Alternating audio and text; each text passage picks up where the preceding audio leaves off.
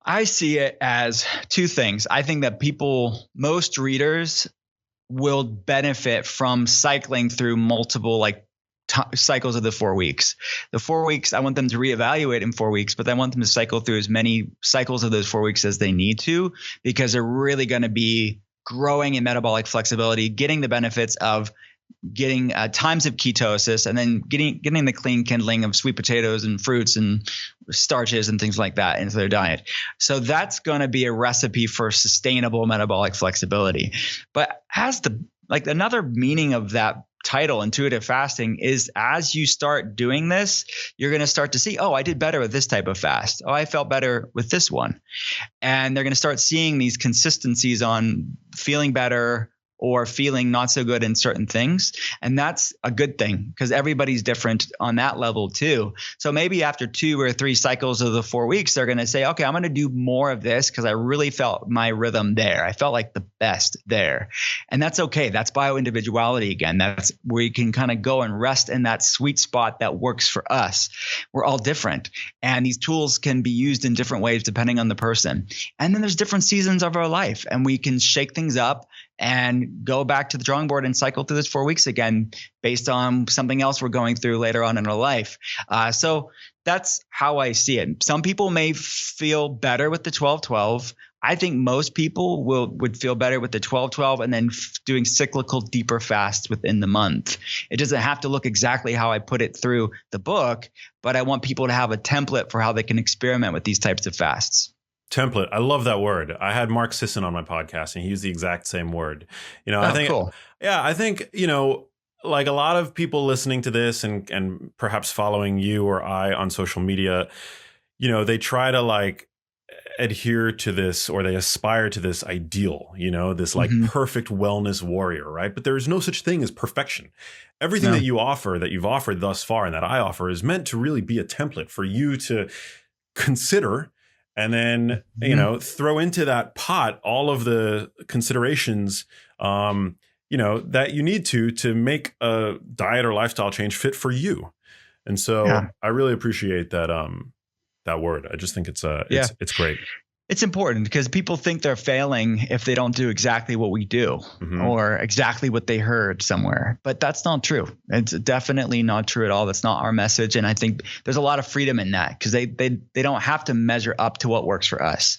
They can use these things how it works for them.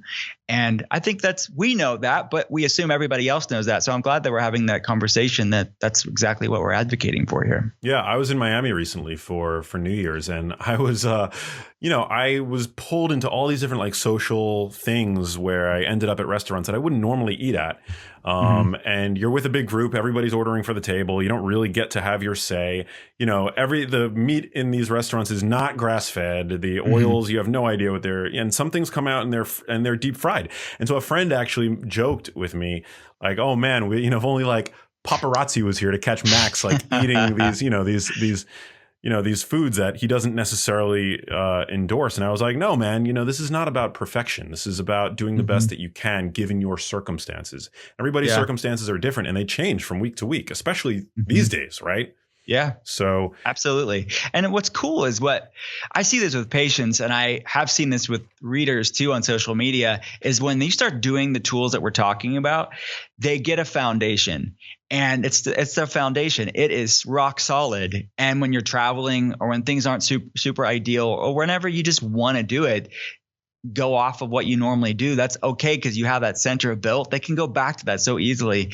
That's really what this is. This is integrating you feeling great into your life, not a diet or a program or some sort of protocol that you're a failure or you should shame yourself if you deviate from that. Yeah. Do any of your patients ever experience sleep disturbances from fasting?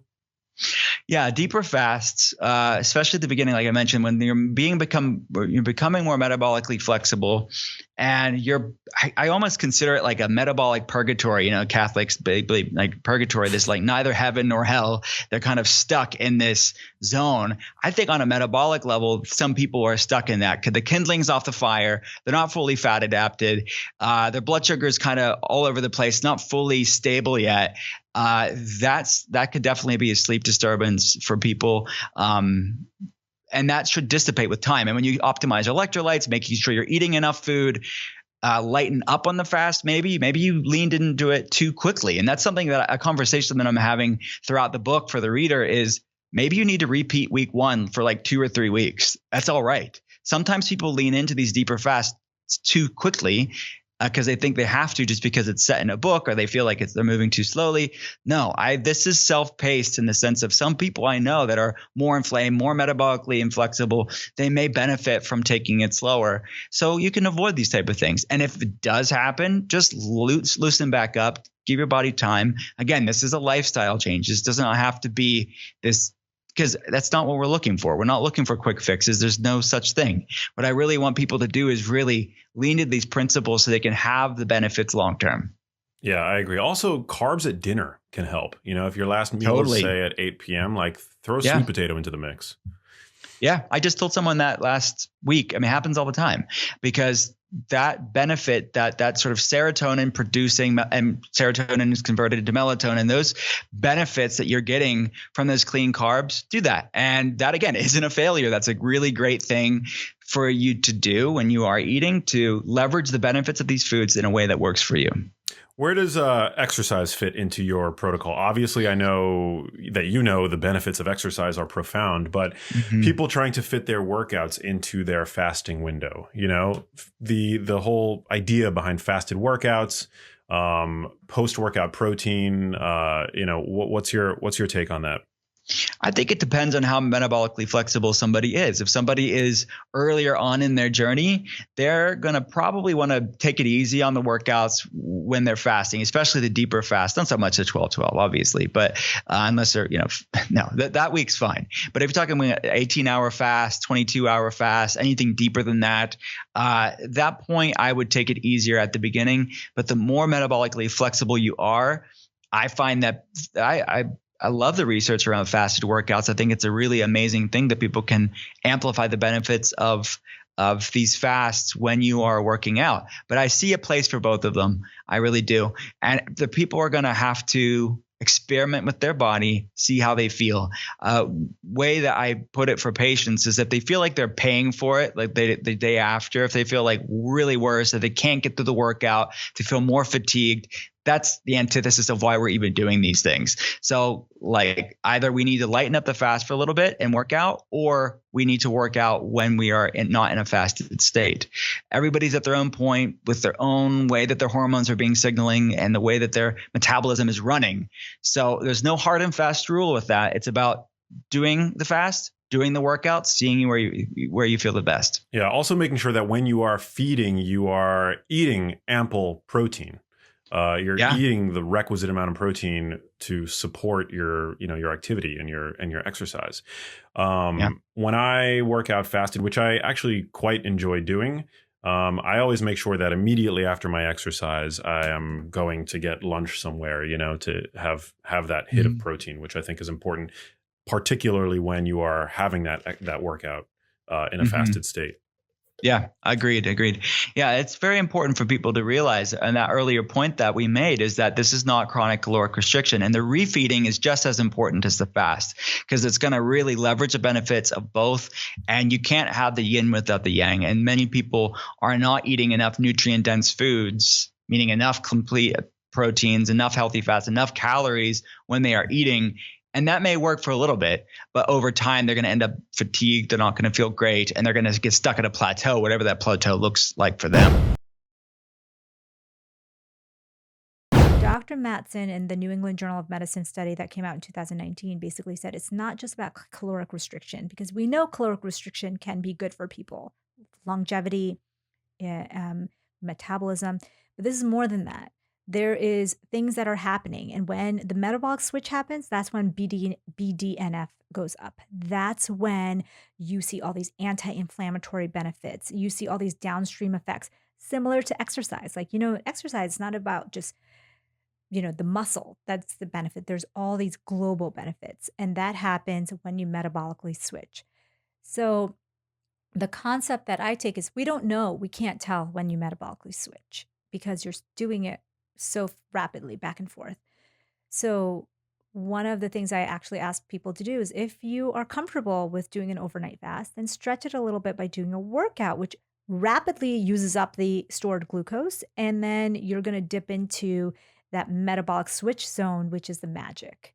And then you break your fast and you go on with your day. Yeah. Can we talk a little bit about any potential downsides of fasting? Because I've talked quite a bit about fasting as of late on the podcast, and I really value the time and vigor that you've put into your research. Yeah. And we haven't really talked about any potential downsides in the past, but you also being a woman, I think, can bring a new voice to this. Yeah. Are there any, considerations that women need to have? Because I'm sure that you know this, and I'd be curious to know your thoughts as to why this is. But most of the research on fasting in humans, the clinical research, is done in men, right? Yes. Or postmenopausal women. Yes. So for premenopausal women that are listening, what are there any potential downsides to this? Yeah, there's lots. Okay. But Max, I want people to think of it like they think of exercise. There are risks to exercise, right? You don't want to be running a ultra marathon. Not everybody can do that. And so same thing with fasting. Not everybody wants or can do a 3-day water fast or a 5-day, water fast. So that being said, you would never, ever tell a woman you shouldn't exercise because oh yeah, there's this extreme form that could actually turn off fertility. That's exactly like intermittent fasting. Like you're actually confusing people and shortchanging people, those experts who say, oh, women should not fast, because that to people is now confusing. Now they're like, oh wait, I should go back to 16 hours a day eating because that was like better for me. But that's the disordered eating, right? And so the consideration that I tell people, women of childbearing age, is that you are wired differently than men. And this is a fact. We are reproductive creatures. And what our body does to protect reproduction is to shut off the ovulatory cycle when it senses a lot of stress. And that can be from mental stress, that can be from famine. You don't want to give birth during a famine or a time of major stress. So female athletes know this way too well. They train really hard.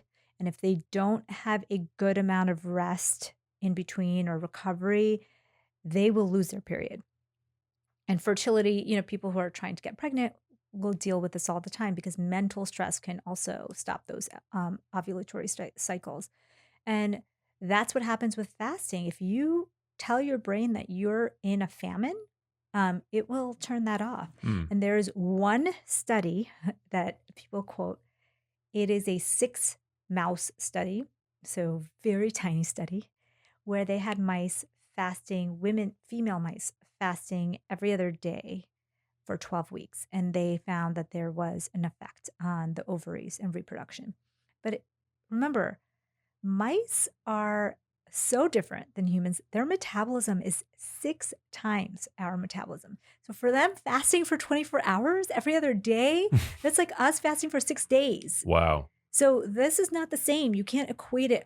Yeah, if I fasted for 6 days in a row and did that for months on end, I will definitely do a number on my hormones and many other things. So that's, I think, the real big take-home message is you can fast.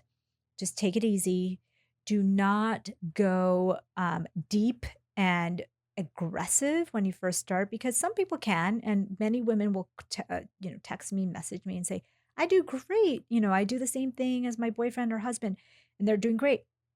But not everyone. And many women will notice that when they try to even do a 16-hour fast every single day off the bat, they're going to get hormonal effects. And I definitely felt that way. I saw somebody talking about fasting and the research. I was like, I'm all in. Like, I'm going to get an A+. So I started doing it every single day.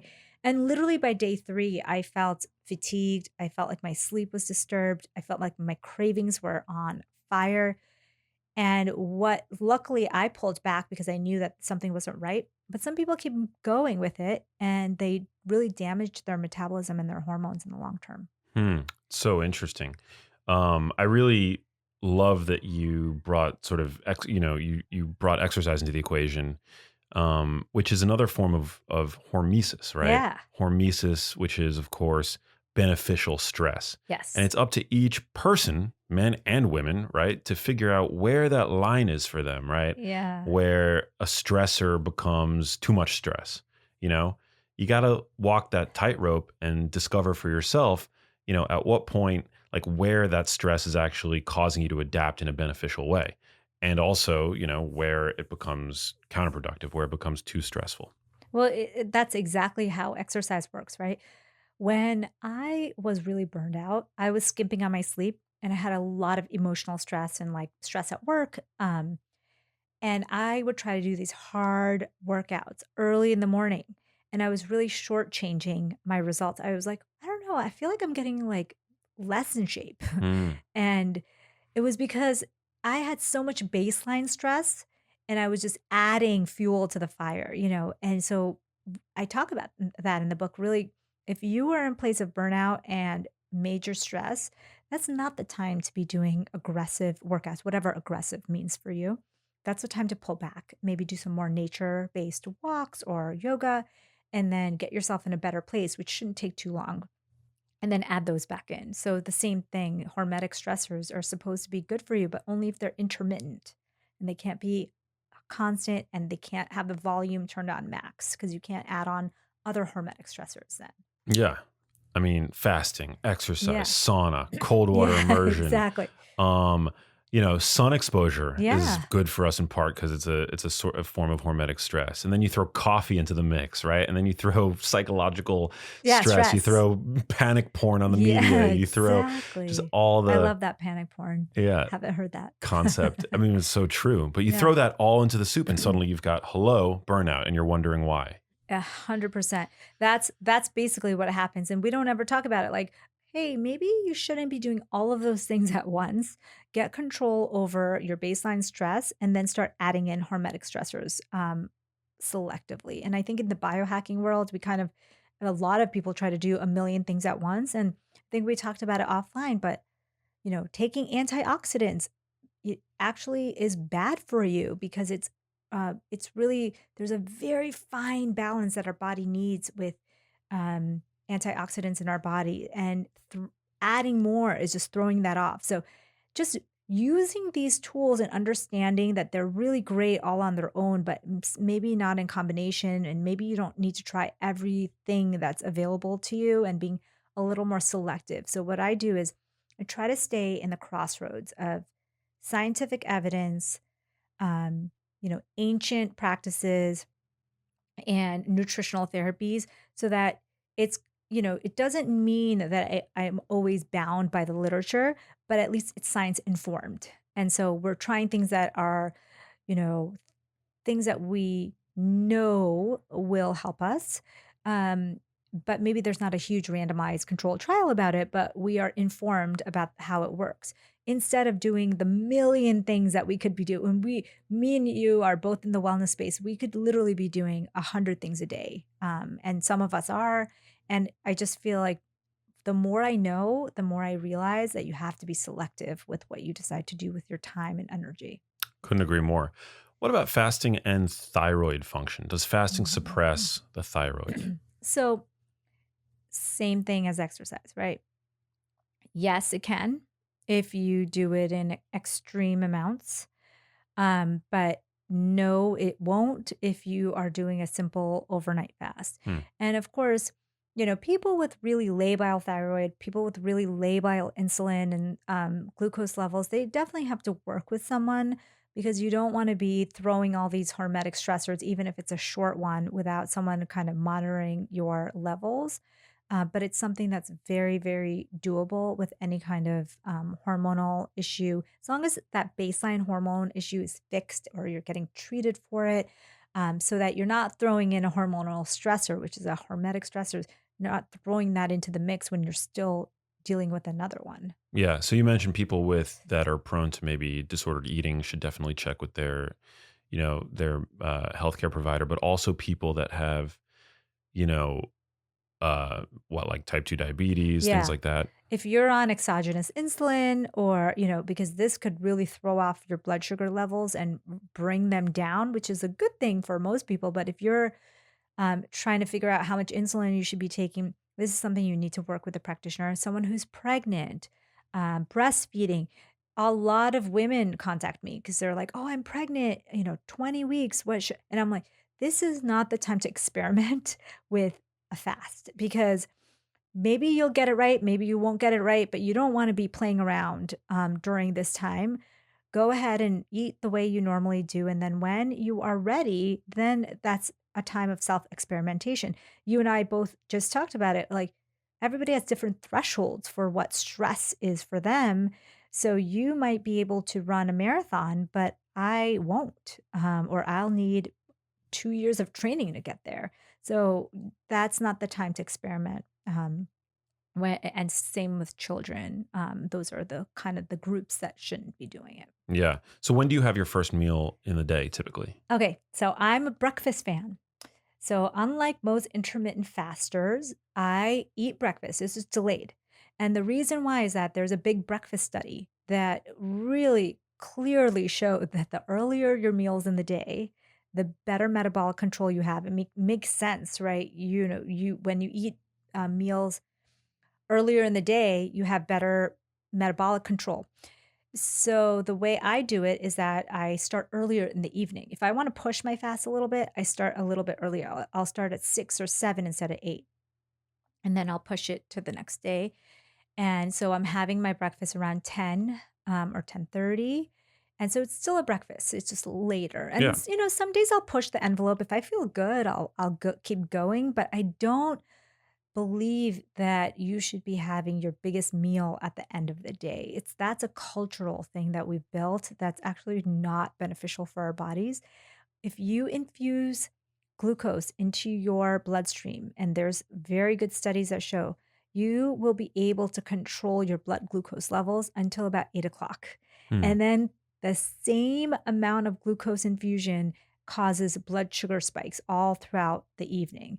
And so, what you're doing is if you're having a huge load of food late at night, you're basically setting yourself up for metabolic disease. Wow. That's shocking. Yeah, I mean, right? that's crazy. And if you were going to eat a late night meal, would you say that it's then, or have a late night Yeah. snack? Would Yeah. you say that then the best foods to reach for are ones that are lower in? Yes, glycemic index. Yeah. Hmm. You really want to reach for the nuts or, there's something that is not going to give you that insulin dysregulation because you're just better able to handle it during the day. I know a lot of people like some almond butter before Yeah. bed or something Yeah. like that. That's actually when I train people to fast, often because we're so used to eating all the time, it's really hard to get to bed if you haven't had something in your stomach. So one of the tricks I tell is like if you can have a little bit of fat, even just 40 calories, that might hold you over for the night and it'll keep you in that metabolically fasting zone. I'm not talking about like thousands of calories of fat. I'm just saying a little touch of almond butter or coconut butter. Hmm. I like that. Yeah. And so you're like a 10 a.m., 10:30 Mhm. breakfast eater. What are you eating? What's that first meal consist Okay. of for you? So I'm getting usually, granular here. yeah, I I hope you don't like mind. I want to it. know. I I want to know like everything it. about your routine. Yeah. So in the morning, I'm usually post workout at that point.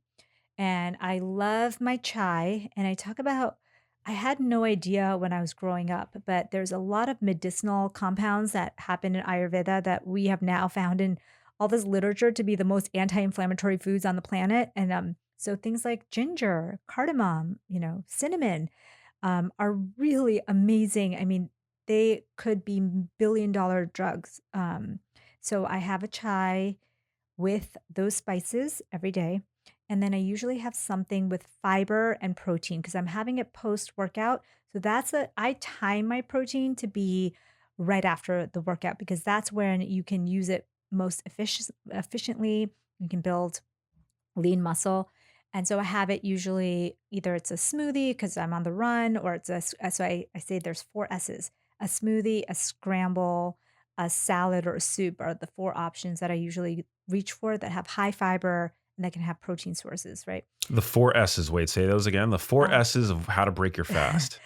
Soup, scramble, smoothie, or salad. I love those. Yeah, like all four is like you can choose that as ways to break your fast at any time of day.